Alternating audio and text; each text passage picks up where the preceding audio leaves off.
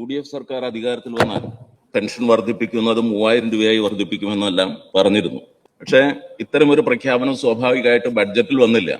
Sir, Indira guarantee ആയിട്ട് ഞങ്ങൾ തെരഞ്ഞെടുപ്പിന് മുൻപും തെരഞ്ഞെടുപ്പിന് ശേഷവും 6 പ്രധാനപ്പെട്ട പദ്ധതികളാണ് പ്രഖ്യാപിച്ചിട്ടുള്ളത്. അതിലൊരു പദ്ധതിയാണ് സാമൂഹ്യ സുരക്ഷാ പെൻഷൻ 3000 രൂപയാക്കി വർദ്ധിപ്പിക്കുമെന്നുള്ളത്. സർ, അതിൽ ആദ്യ ഗ്യാരണ്ടികൾ 2 KSRTCയിലെ സ്ത്രീകളുടെ സൗജന്യ യാത്ര ആദ്യ മാസത്തിൽ തന്നെ നടപ്പാക്കി.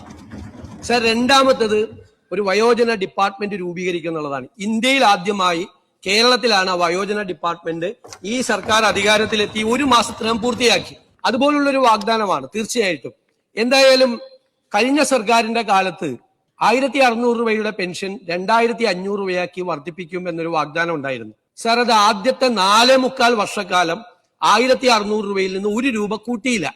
4.25 വർഷമായപ്പോൾ തെരഞ്ഞെടുപ്പിന്റെ തൊട്ട് തലയാഴ്ചയാണ് 1600 രൂപ 2000 രൂപയാക്കി വർദ്ധിപ്പിച്ചത്.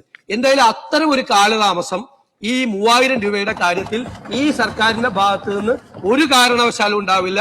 എത്രയും പെട്ടെന്ന് ജനങ്ങളോട് നൽകിയ വാഗ്ദാനം ഈ സർക്കാർ പാലിക്കുക തന്നെ ചെയ്യും.